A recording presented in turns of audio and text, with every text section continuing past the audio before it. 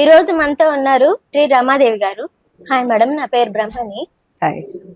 ఇప్పుడు రమాదేవి గారితో అడిగి తెలుసుకుందాం ఆంధ్రాలో పరిస్థితి ఎలా ఉంది ఏంటి అనేవి. అమరావతి ల్యాండ్ పూలింగ్ వ్యవసాయ కార్మికులపై లేదా మహిళలపై ఎలా ప్రభావితం చేస్తుంది?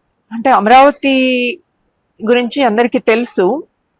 ఆంధ్ర రాష్ట్రం విడిపోయిన తర్వాత అమరావతిని రాజధానిగా చేయాలా అని చెప్పేసేటటువంటి నిర్ణయం తీసుకుని అక్కడ 52,000 ఎకరాలని రాష్ట్ర ప్రభుత్వం ఆనాడు చంద్రబాబు నాయుడు ప్రభుత్వం ఎక్వైర్ చేయడం జరిగింది. వాస్తవంగా అదంతా కూడా 3 పంటలు పండేటటువంటి ప్రాంతం.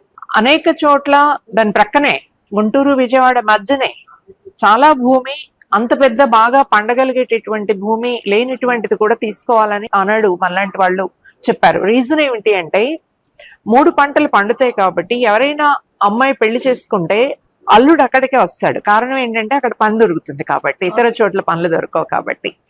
అట్లా రైతులకి మంచి పంటలు ఆదాయం వచ్చేది, దాంతో పాటు వ్యవసాయ కూలీలకి 365 రోజులు పని దొరుకుతుంది అనే పరిస్థితి ఉండేది. అలాంటి చోట్ల సహజంగా ఏంటంటే ల్యాండ్స్ ఎక్వైర్ చేసినప్పుడు ఒక సోషియో ఎకనామిక్ సర్వే జరగాలి. అంటే ఈ ల్యాండ్స్ తీసుకున్నందువల్ల ఎలాంటి ప్రభావం పడుతుంది, అక్కడ ఆర్థిక పరిస్థితుల మీద ఎలాంటి ప్రభావం పడుతుంది, సామాజిక పరిస్థితుల మీద ఎలా ప్రభావం పడుతుంది, దీన్ని హోల్డ్ చేసినటువంటి రైతులు ఎవరికైతే రైట్స్ ఉన్నాయో ఆ రైతులు మాత్రమే కాకుండా రైతుల మీద ఆధారపడే కూలీలు, ఇతర వృత్తులు, ఇవన్నీ కూడా ఎలా ఎఫెక్ట్ అవుతాయి అనేటటువంటి ఒక స్టడీ చేయాల్సింది. కానీ ఆ స్టడీని కూడా స్కిప్ చేసి, అంటే ల్యాండ్ అక్విజిషన్ యాక్ట్ ద్వారా చేస్తుంటే ఖచ్చితంగా కంపల్సరీగా ఈ స్టడీ కూడా చెయ్యాలి. కానీ వాళ్ళ ల్యాండ్ పూలింగ్ పేరుతో, అంటే మేము దీన్ని డెవలప్ చేసి మీకు ప్లాట్స్ ఇస్తాము, అది చాలా హయ్యర్ రేట్స్ మీకు ఇస్తుంది అనేటటువంటి మాకు వాగ్దానంతో ల్యాండ్ పూలింగ్ లోకి ప్రభుత్వం తీసుకెళ్ళింది. ఆ రకంగా చాలా పెద్ద ఎత్తున ల్యాండ్స్ ఎక్వైర్ చేశారు. తర్వాత గవర్నమెంట్ రావడం, వీళ్ళందరికీ డెవలప్మెంట్ లేకపోవడం, రోడ్డుని పడడం, యాజిటేషన్స్ నిర్వహించడం, ఇవన్నీ కూడా మనందరికీ తెలుసు. ఇలాంటి నేపథ్యంలో తిరిగి గవర్నమెంట్ వచ్చింది. సో న్యాచురల్ గా రైతులందరూ కూడా చాలా ఆనందం పడ్డారు. మనకి కావాల్సిన ప్రభుత్వం వచ్చింది, మనకి వెంటనే డెవలప్ చేసి ఇస్తారు, మన ఫ్లాట్స్ ఇస్తారు అని.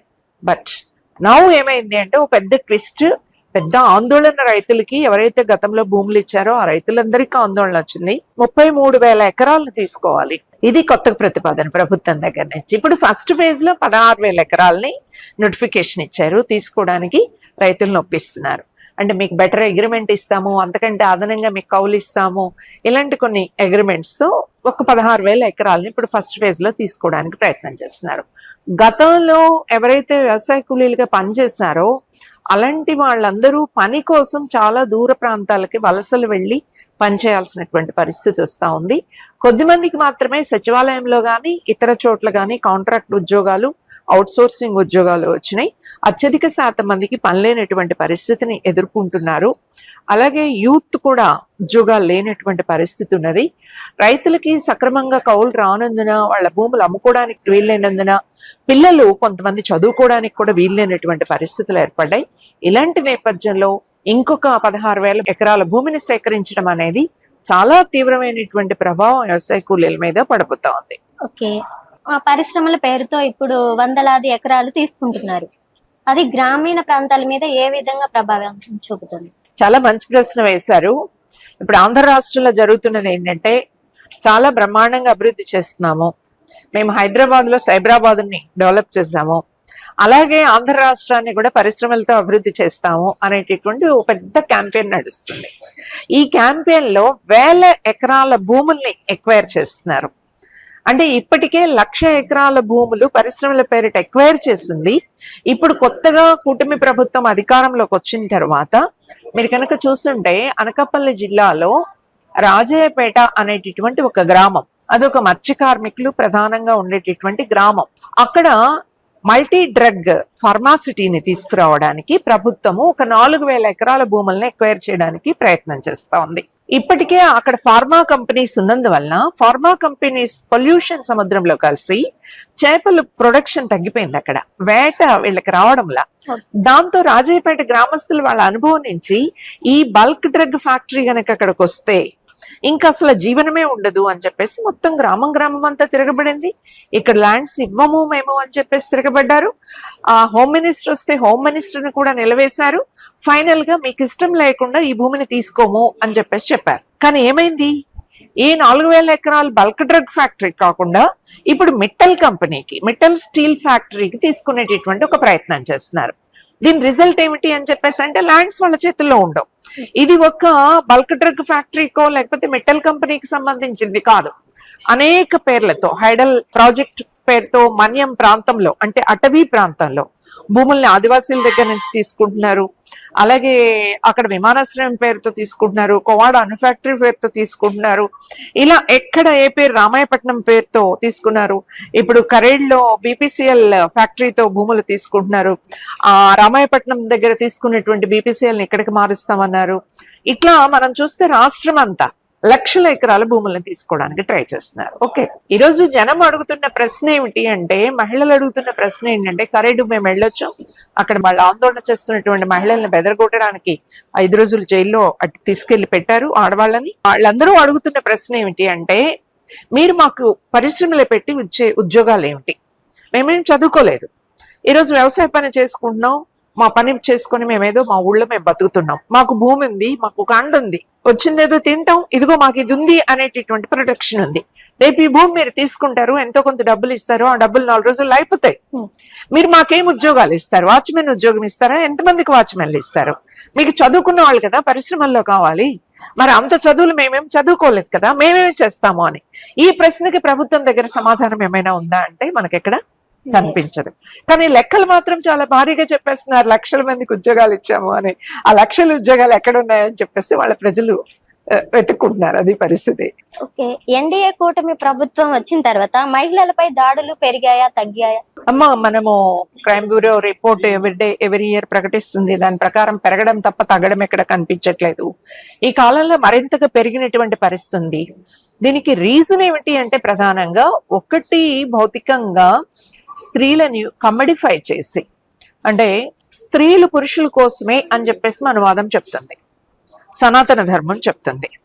స్త్రీలు పురుషుల కోసమే సృష్టించబడ్డారు, పురుషులకి సర్వీస్ చేయడం ద్వారా వాళ్ళు మరుజన్మలో మరింత ఉన్నతమైన జీవితాన్ని పొందుతారు. ఉన్నతమైన జీవితం అంటే ఏంటి? పురుష జీవితం. అంటే సనాతన ధర్మంలో స్త్రీలకు మోక్షం లేదు, పురుషుడికి మాత్రమే మోక్షం ఉంటుంది. మనం ధర్మాలు చూస్తే పురుష ధర్మాలు ధర్మార్థ కామ మోక్షాలు అంటారు, స్త్రీలకు ఆ ధర్మాలు లేవు. స్త్రీలకు ఉన్నది ఏమిటి అని చెప్పేసి అంటే, వాళ్ళు సేవకుల్లా సేవ చేయాలి, కార్యేషు దాసి, కరణేషు మంత్రి, భోజేషు మాత, శైనేషు రంభ, ఎలా ఉండాలో స్త్రీలు చెప్పారు. అంటే మీకు మోక్షం పొందే హక్కు లేదు. మీరు మోక్షం పొందాలి, దేవుడి దగ్గరికి చేరాలి అంటే మీరు పురుష జన్మెత్తాలి. మీరు పురుష జన్మెత్తాలంటే పురుషులకు సేవ చేయాలి. పురుషులకు సేవ చేయడం అంటే ఏమిటి? పురుషులు ఏ విధంగా కోరుకుంటే ఆ విధంగా ఉండాలి నువ్వు. సో ఏ విధంగా కోరుకుంటే ఆ విధంగా ఉండాలి అని చెప్పేసి చెప్పడమే కాకుండా, అట్లా వచ్చేటటువంటి భావజాలంతో కూడినటువంటి అన్నింటినీ విచ్చలవిడిగా ఆమోదించేటటువంటి పరిస్థితి మనకు కనిపిస్తుంది. అది సినిమాల్లో కావచ్చు, అది టీవీలో కావచ్చు, అది అడ్వర్టైజ్మెంట్స్ లో కావచ్చు, అది ఆన్లైన్ వీడియోస్ రూపంలో కావచ్చు. వీటన్నిటిని ఎక్కడ కూడా సెన్సార్షిప్ విధించదు. ఇప్పుడు ఉదాహరణకి సంక్రాంతి పండగ అనేది ఆంధ్ర ప్రాంతంలో ఒక పెద్ద పండగ. అది ప్రజలందరూ వ్యవసాయ పంటలు వచ్చేటటువంటి కాలంలో పెద్దలందరినీ తలుచుకుంటూ చేసుకునేటటువంటి ఒక పండగ. ఈ పండగ సందర్భంగా ఏం జరిగింది? ఆంధ్ర ప్రాంతంలో పెద్ద ఎత్తున రికార్డ్ డాన్స్లు. ఆ రికార్డ్ డాన్స్ లో వాసంశెట్టి సుభాష్ అని చెప్పేసి కార్మిక శాఖ మంత్రి, ఈ కార్మిక శాఖ మంత్రి ఆ డాన్స్ మీద రికార్డ్ డాన్సులు చేస్తున్నటువంటి పిల్లలతో డాన్స్ చేశారు. అంటే మీరు యూత్ కి ఇచ్చే సందేశం ఏంటి? ఆడపిల్లల్ని మీరు చెప్తుంటారు వస్త్రాలు నిండుగా వేసుకోవాలా అని, అర్ధనగ్నంగా ఉండేటటువంటి ఆడపిల్లలతో మంత్రి గారే డాన్స్ చేస్తే మీరు కూడా యూత్ కి ఇచ్చే సందేశమే కదా, ఆడపిల్లల్ని ఇలా యూటిలైజ్ చేసుకోండి. ఆడపిల్లలు ఎందుకు డాన్స్ చేస్తున్నారు? గత్యంతరం లేక. ఒక సినిమాలో ఎందుకు డ్రెస్ ప్రాపర్ గా వెయ్యరు? ఇలాంటి డ్రెస్ వేసుకోవాలా అని చెప్పేసి ఫ్యాషన్ డిజైనరు, దర్శకుడు, నిర్మాత ఎలాంటి డ్రెస్ వేసుకోవాలంటే అలాంటి డ్రెస్ వేసుకుంటే నీకు యాక్షన్, నీకు అందులో సీను, నీకు అందులో పాత్ర, లేకపోతే లేదని చెప్పే ఒక వాతావరణం ఉంది. వీటన్నింటి ఫలితంగా మహిళలు ఆ రకమైనటువంటి పాత్రలో వదగాల్సినటువంటి పరిస్థితి వచ్చింది. కానీ దానికి మహిళల్ని బ్లేమ్ చేస్తూ, మహిళల్ని టార్గెట్ చేస్తూ ఉన్న పరిస్థితి ఫలితంగా పసిబిడ్డలు టార్గెట్ అయిపోతున్నారు. అనేక మంది పర్వర్టెడ్ అంటాం కదా మనము, సరైనటువంటి మానసిక స్థితి లేనటువంటి పరిస్థితి ఉంటుంది. వీటన్నింటితో ఆడపిల్లలు టార్గెట్ అవుతా ఉన్నటువంటి పరిస్థితి. చాలా అధ్వానంగా ఆడపిల్లల పరిస్థితి మారింది. మనం ఎప్పుడూ చూడనటువంటి గౌరవ హత్యల పేరిట కులాంతర వివాహాలు చేసుకునేటువంటి వాళ్ళని దారుణంగా చంపుతున్నటువంటి పరిస్థితి ఉంది. వాటి మీద నోరు మెదుపుతున్నటువంటి స్థితి లేదు. చివరికి ముఖ్యమంత్రి కుప్పం నియోజకవర్గంలో ఇలాంటివి చాలా పెద్ద స్థాయిలో జరుగుతున్న పరిస్థితి. ఇప్పుడు ఆంధ్రప్రదేశ్ లో డిప్యూటీ సీఎం సనాతన ధర్మం అంటూ ప్రచారం చేస్తున్నాడు, విపరీతంగా ప్రచారం చేస్తున్నాడు. దాని వల్ల మహిళల భద్రత ఎలా ఉంటది? అంటే సనాతన ధర్మం అంటే ఏమిటి అని మేము ప్రశ్న వేస్తున్నాం. సనాతన ధర్మంలో సమానత్వం అనేది ఉందా లేదా? మన రాజ్యాంగం సమానత్వం గురించి చెప్తుంది కదా. మరి ఈ సమానత్వం లేనిటువంటి సమతా ధర్మం అయితే ఆ సమతా ధర్మాన్ని రాజ్యాంగం మీద ప్రమాణం చేసినటువంటి మీరు ఎలా దాన్ని ప్రాపగేట్ చేస్తారు అనేది మా ప్రశ్న. ఇంతవరకు డిప్యూటీ సీఎం గారి దగ్గర నుంచి దానికి సమాధానం రావడం లేదు. ఆయన మా హిందువులను ఏదైనా అంటే, హిందూ అనేటటువంటి పదం కూడా చాలా రీసెంట్ పదం. వాస్తవానికి వేదాలు ఉన్నప్పుడు హిందూ అనేటటువంటి పదమే లేనటువంటి పరిస్థితి. వేదాలని విశ్వసించి వేదాల్లో చెప్పినటువంటిది మేము పాటిస్తామంటే అది సనాతన ధర్మం, అంటే అది హిందూ ధర్మం కాదు వాస్తవానికి. సో హిందూ ధర్మం ఏమిటి? మిమ్మల్ని ఎవరైనా ఏదైనా అంటే, ఎవరినైనా ఏదైనా అనుచితంగా మాట్లాడితే ఖచ్చితంగా దాన్ని ఎవరిమైనా ఖండించాల్సిందే. కానీ సనాతన ధర్మంలో సతీ సహగమనం ఉందా? సతీ సహగమనాన్ని మీరు సమర్థిస్తున్నారా? సనాతన ధర్మంలో బాల్య వివాహాలు ఉన్నాయా? బాల్య వివాహాలు మీరు సమర్థిస్తున్నారా?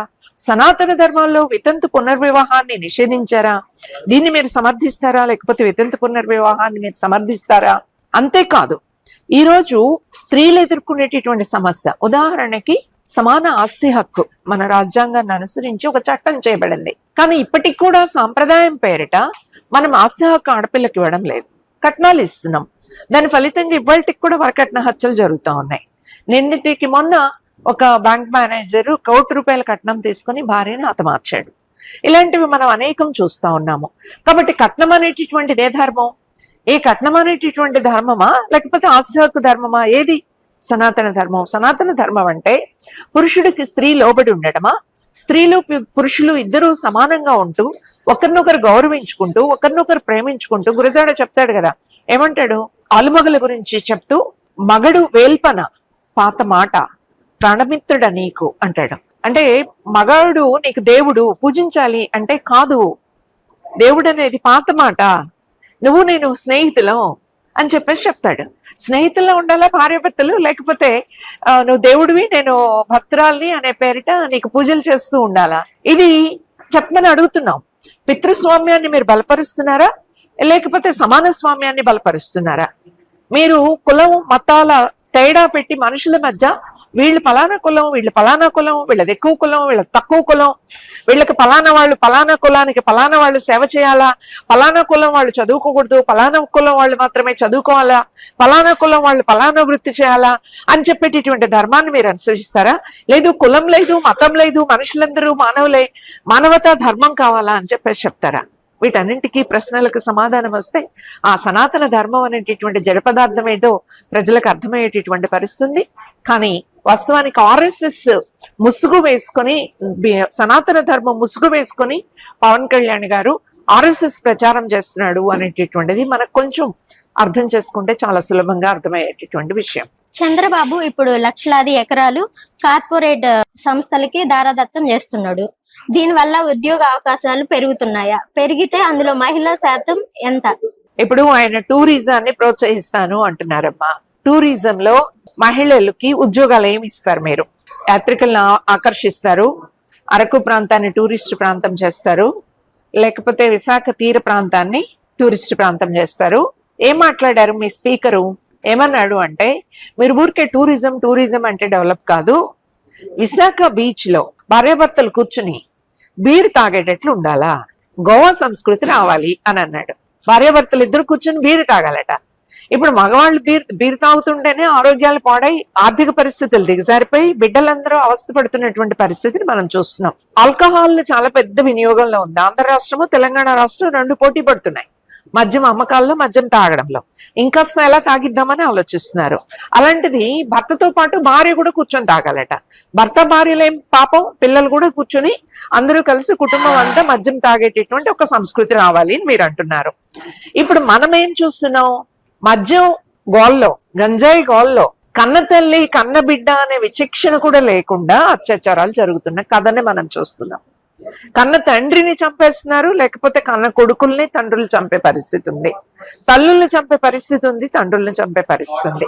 ఇంత దౌర్భాగ్యమైన సంస్కృతి వస్తూ ఉంటే మీరు టూరిజం అంటే అమ్మాయిలను ఎలాగైనా వాడుకోవచ్చు, అక్కడ తాగి తందనాలు వేయచ్చు అనేటటువంటి సంస్కృతిని మీరు తీసుకొస్తే మీ ఇళ్లల్లో కూడా టూరిస్టులు పెట్టుకోండి అంటున్నారు.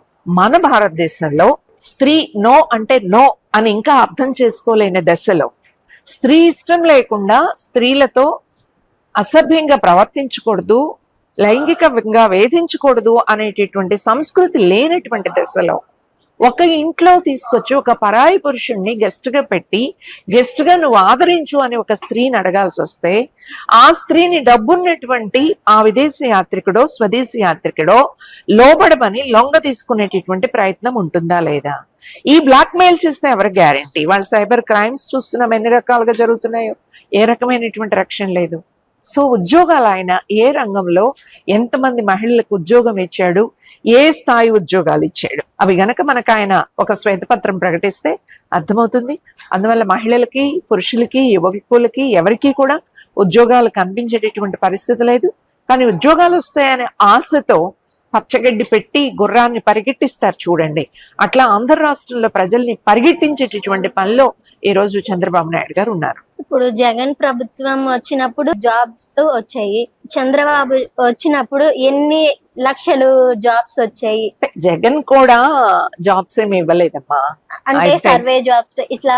అంటే ఆయన వచ్చిన టైంలో ఆయన చేసింది అంటే ఇమ్మీడియట్ గా చేసింది ఏంటంటే సచివాలయ వ్యవస్థ తీసుకురావడం ద్వారా సచివాలయ వ్యవస్థలో మొత్తం అన్ని గ్రామాల్లో ఉద్యోగాలు ఇవ్వడం ద్వారా ఒక భారీ స్థాయి రిక్రూట్మెంట్ ప్రభుత్వం వైపు నుంచి జరిగింది. దాంతో కంపేర్ చేసుకున్నప్పుడు ఇప్పుడు చంద్రబాబు నాయుడు వచ్చిన తర్వాత టీచర్స్ నోటిఫికేషన్ ఒకటి ఇచ్చాడు. ఆ టీచర్స్ నోటిఫికేషన్ ద్వారా ఒక 6,000 ఉద్యోగాలు వచ్చినాయి. అదర్ దాన్ దట్ ఇతరత్ర ప్రభుత్వ ఉద్యోగాల నోటిఫికేషన్ ఎక్కడ కనిపించట్లేదు. ఆంధ్ర రాష్ట్రానికి గర్వకారణంగా ఉండి కామధేను లాగా ఆదాయం ఇస్తున్నటువంటి విశాఖ స్టీల్ ప్లాంట్ లో ఇప్పటికీ 6,000 మంది పర్మనెంట్ ఉద్యోగుల్ని తొలగించారు. ఒకసారి విఆర్ఎస్ అయిపోయింది, ఇప్పుడు రెండోసారి విఆర్ఎస్ కూడా ప్రయత్నం చేస్తున్నారు. అంటే పర్మనెంట్ ఉద్యోగుల తొలగింపు అనేటటువంటిది మనకు కనిపిస్తుంది. అలాగే మనకి ఇండస్ట్రీస్ చూసుకుంటే చాలా ఇండస్ట్రీస్ నడవగలిగే పరిస్థితి పోయి ఆ ఇండస్ట్రీస్ లో వర్క్ చేస్తున్నటువంటి ఇండస్ట్రియల్ వర్కర్స్ కూడా ఉద్యోగాన్ని కోల్పోతున్నారు. పర్మనెంట్ ఉద్యోగాలు ఇలా కోల్పోతున్నటువంటి నేపథ్యంలో అవుట్ సోర్సింగ్ కాంట్రాక్ట్ ఉద్యోగాలు కొన్ని రంగాల్లో ఒక కంపెనీ పెట్టారు, ఒక ఫ్యాక్టరీ పెట్టారంటే డెఫినెట్ గా ఒక 10, 15, 20, 30 ఉద్యోగాలు వస్తాయి. కానీ ఎన్ని కంపెనీలు పెట్టారు, అలాంటివి ఎన్ని ఉద్యోగాలు వచ్చినాయి అనేటటువంటిది వాస్తవానికి ప్రభుత్వం వాస్తవ లెక్కల్ని ఇవ్వడం లేదు. వాస్తవ లెక్కలు ఇచ్చినట్లయితే అప్పుడు మనం చర్చించడానికి అవకాశం ఉంటుంది. కానీ మనకు కనిపిస్తున్నటువంటి ప్రభుత్వ ఉద్యోగాలు పర్మనెంట్ ఉద్యోగాలు చాలా తక్కువ ఉన్నాయి. అంటే పర్మనెంట్ చేస్తాడనా చెయ్యడానికి? యాక్చువల్ గా చంద్రబాబు నాయుడు హయాంలో 90s లో ఆయన అధికారంలో ముఖ్యమంత్రిగా ఉన్నాడు.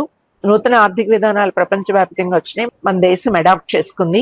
ఫస్ట్ టైం చంద్రబాబు నాయుడు హయాంలోనే మన రాష్ట్రంలో, ఆనాటి ఉమ్మడి రాష్ట్రంలో కాంట్రాక్ట్ అవుట్ సోర్సింగ్ ఉద్యోగాలు రావడము, అలాగే అనేక కమిషన్లు వేసి ఆ కమిషన్ల ద్వారా పర్మనెంట్ ఉద్యోగాలు కాదు అనేటటువంటి పద్ధతుల్లో రిపోర్ట్లు తయారు చేసి కాంట్రాక్ట్ ఉద్యోగాలకి అంకురార్పణ జరిగింది. సో కొన్ని సందర్భాల్లో ఎన్నికల అవసరాల కొద్దీ కాంట్రాక్ట్ ఉద్యోగులుగా ఉన్నటువంటి చాలా కొద్ది మందిని పర్మనెంట్ చేసినటువంటి పరిస్థితి ఉంది.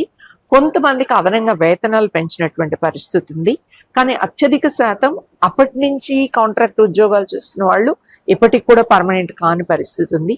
అందువల్ల ఈ కాంట్రాక్ట్ అవుట్ సోర్సింగ్ ఉద్యోగాలు ఇవ్వడంలోనే వాటిని పర్మనెంట్ చేసే ఉద్దేశం లేదు. ఇప్పుడు కార్మిక కోడ్లు ఏవైతే తీసుకొచ్చిందో మోడీ ప్రభుత్వం, వాటిని నెత్తిన పెట్టుకుని ఊరేగుతూ ఉన్నారు చంద్రబాబు నాయుడు. ప్రతిపక్షంలో ఉన్న జగన్ కూడా వాటిని సపోర్ట్ చేస్తా ఉన్నాడు. దానిలో హైర్ అండ్ ఫైర్, అంటే నేను అవసరమైన రోజు నేను ఉద్యోగంలో ఉంచుకుంటాను, రేపు పని లేదనుకుంటే ఇంటికి పంపిస్తాను. This is the situation now. So Chandrababu Naidu హయాంలో ఇంకా మనం అదనపు ఉద్యోగాలని మనమేమి ఎక్స్పెక్ట్ చేయలేము. Thank you. Thank you.